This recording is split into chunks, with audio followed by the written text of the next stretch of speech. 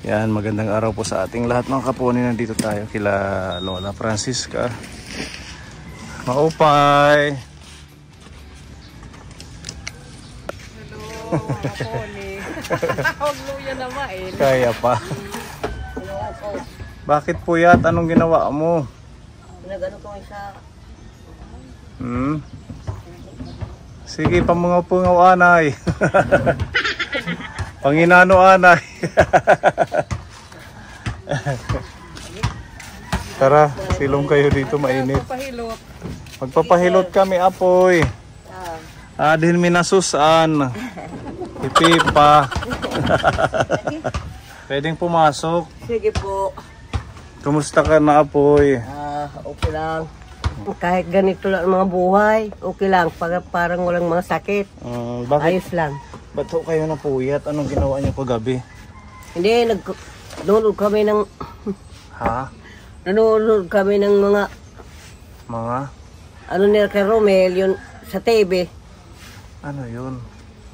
Yung kan... Wala man tanggol, yun kan... Magtang- IPJ kan... Coco Martin. Puyat kayo para sa gadon.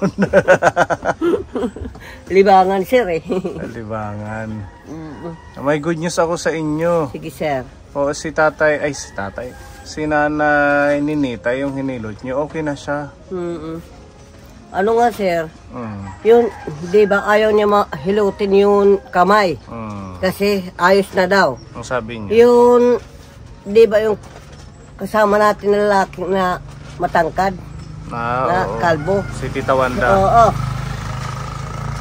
Sabi ko sa kanya, Mana, hindi pa yan ayos kasi hindi pa tuwid yung ano mo, dito kamay.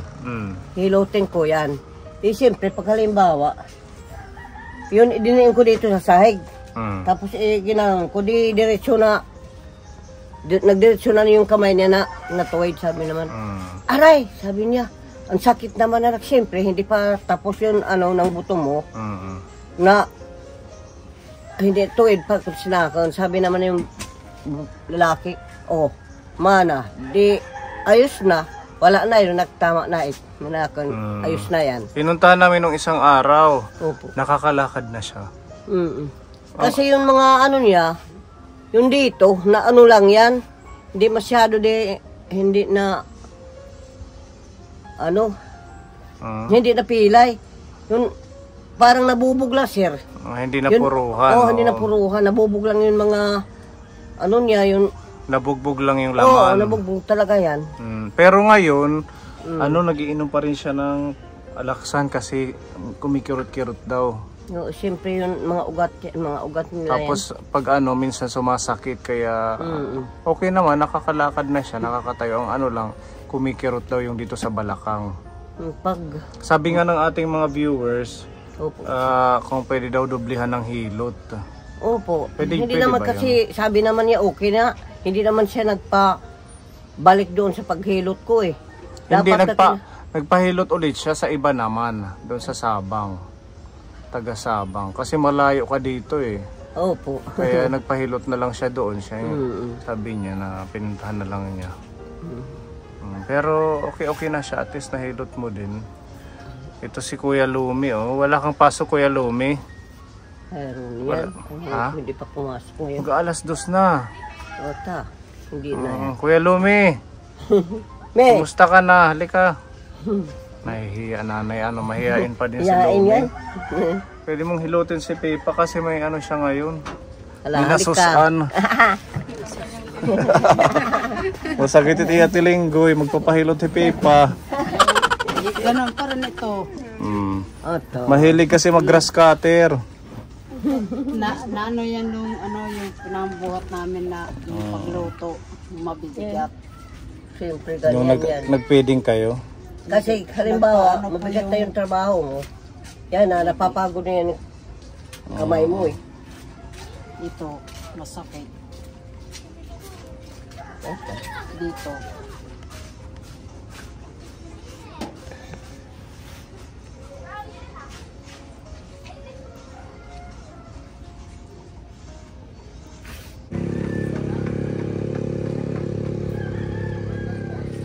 May pasma ka na.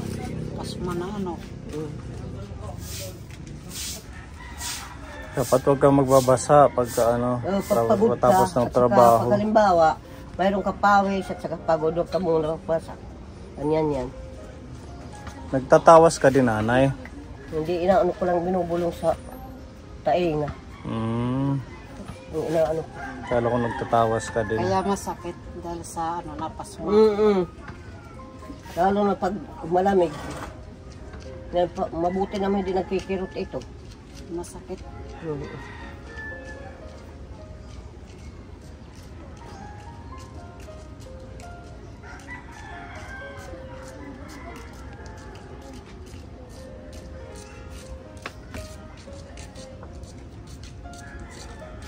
Parang pag halimbawa yung mga ugat mo, pag nag-iipon dito, yun masakit kasi. Hindi na naka, ano yun. Yan yan.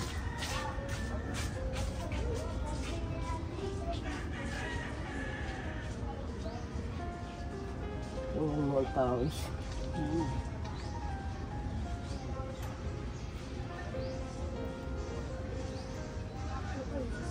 Siyempre, kahit halimbawa, pagod ka na sa pag, ano mo, yan din.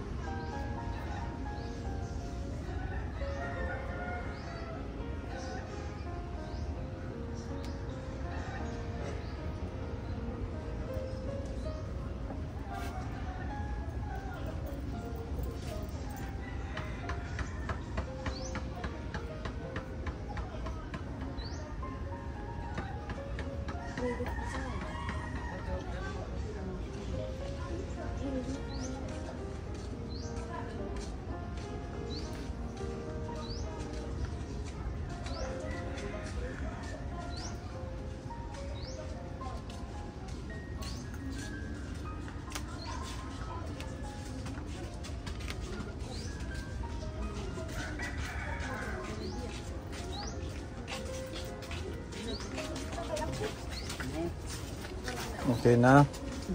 Ate Robby, mapahilot ka.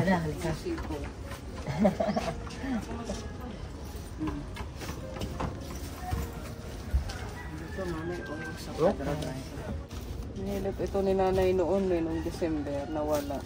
Kaya lang sa drive araw-araw. Bumabalik talaga. Nahilot ni nanay ito noon. Gumaling.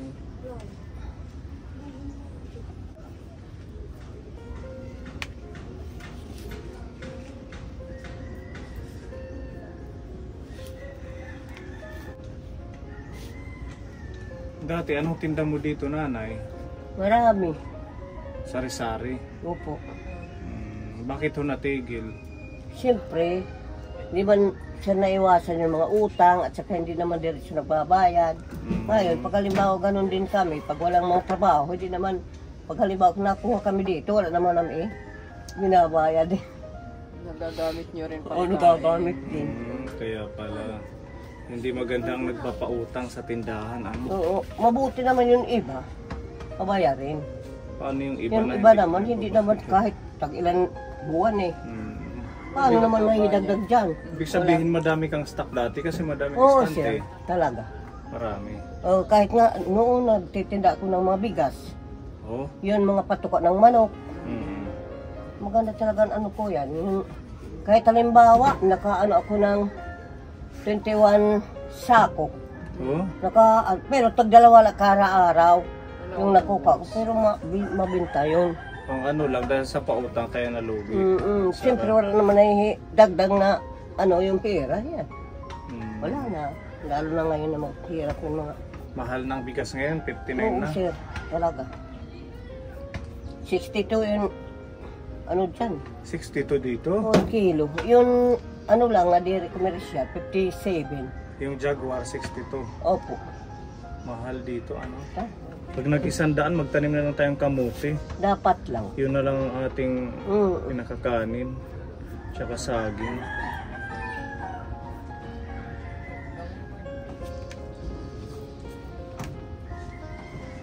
Ano po itong itim? Paninda ni Yung nanay. kamangyan yan. Yung papaapoy-apoy yan ng mga ano Kamang mo. yan. Ha? Sa Tagalog, ano ito? Ganyan din yan. Kamangyan lang, opo. Tapos itong yellow, Insinso. insinso. Ito yung pinapausok. Oo, dalawa sila. Sasabay Sasabay mo yan. ito. Oo, ginsasabay mo. Sasabay mo yan.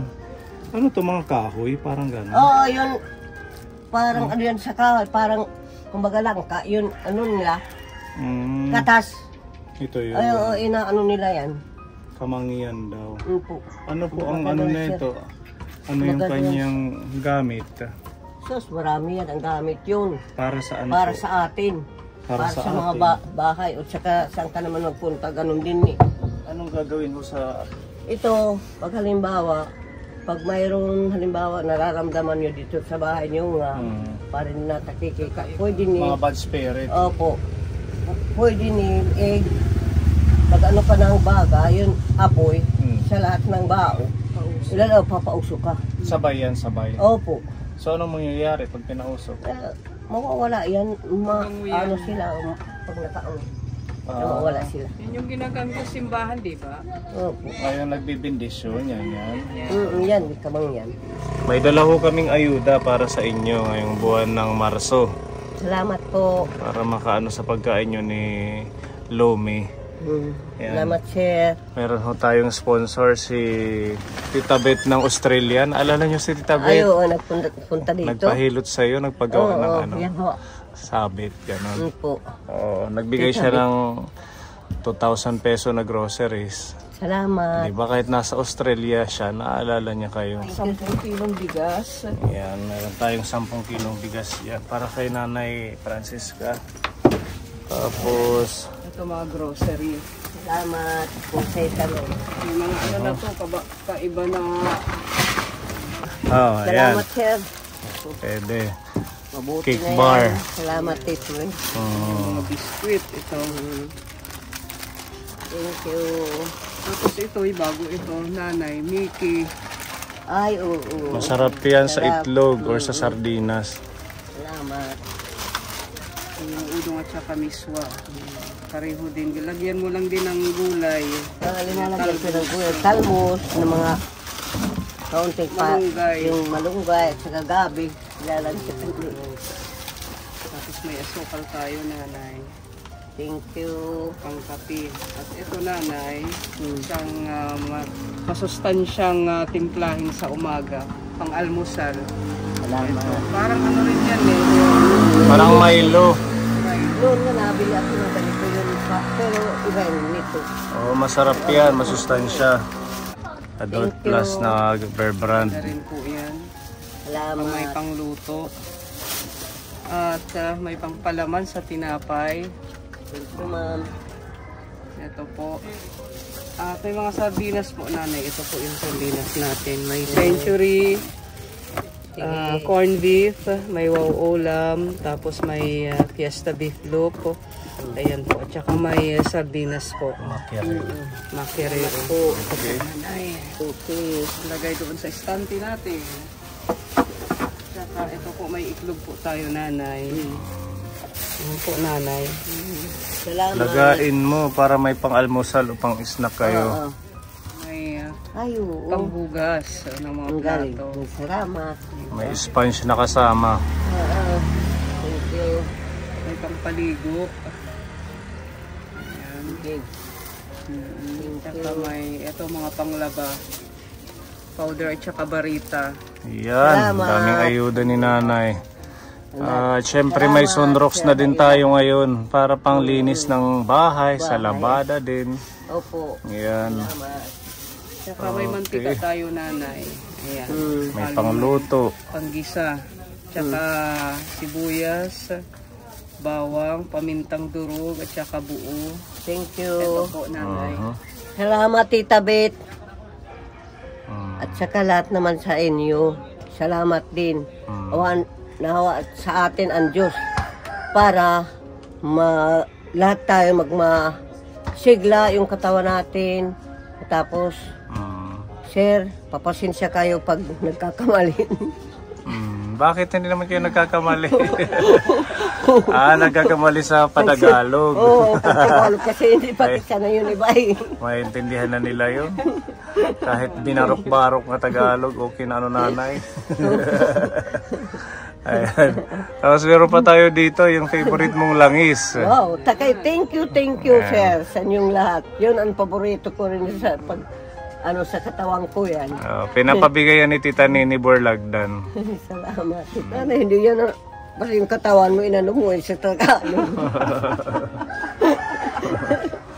Ayan. Nakuintindihan nila, sir, kasi hindi naman tayo diretso marunong yun iba eh. Oo, okay lang yan. Oo. Kahit nga waray-waray. Kahit waray-waray, okay lang din. Ta-translate na lang ni Maypa. Ano Maypa?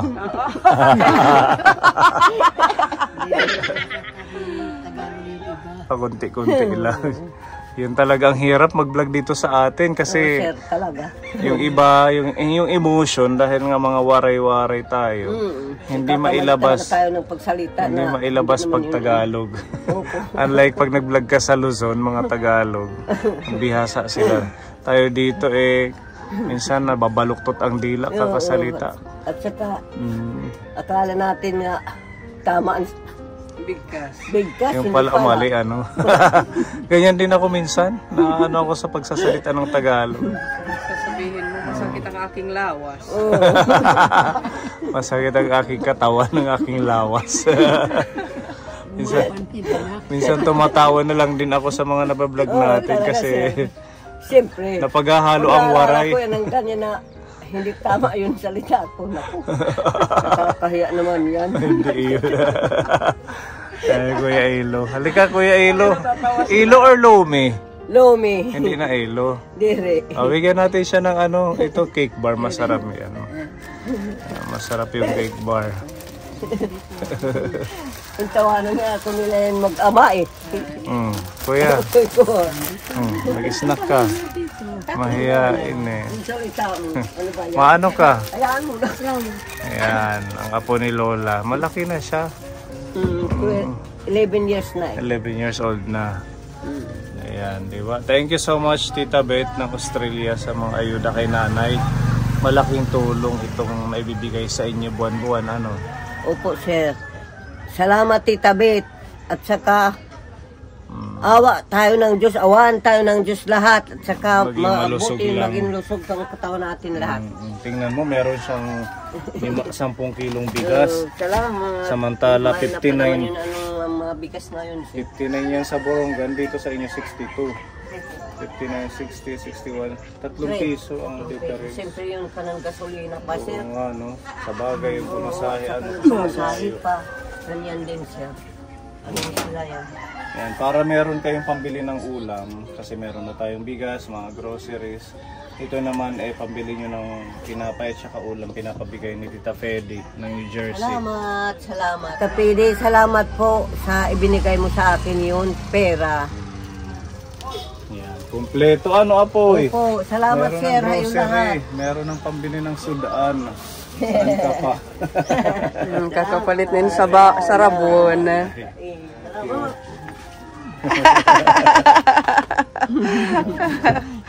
Salamat sa paghilot sa amin. Salamat nanay ha, sa paghihilot mo lagi sa amin. Sige, babalik na lang kami ulit pag meron tayong pamigay sa susunod na buwan. Sige, sir. Salamat. Okay, thank you Tita Beth, Tita Fedy, and kay Tita Nini Borlagdan. Tuloy-tuloy po ang ating elderly mission sa ating mga kababayan dito sa Eastern Samar, sa lahat ng ating mga kaponi. Continue to share and like po ng ating video. And sa pamamagitan po ng inyong panunood, masusustain po yung ating regular mission at malaking bagay na katulong pa tayo sa mga seniors natin. God bless and to God be the glory. Bye-bye po. Bye-bye po.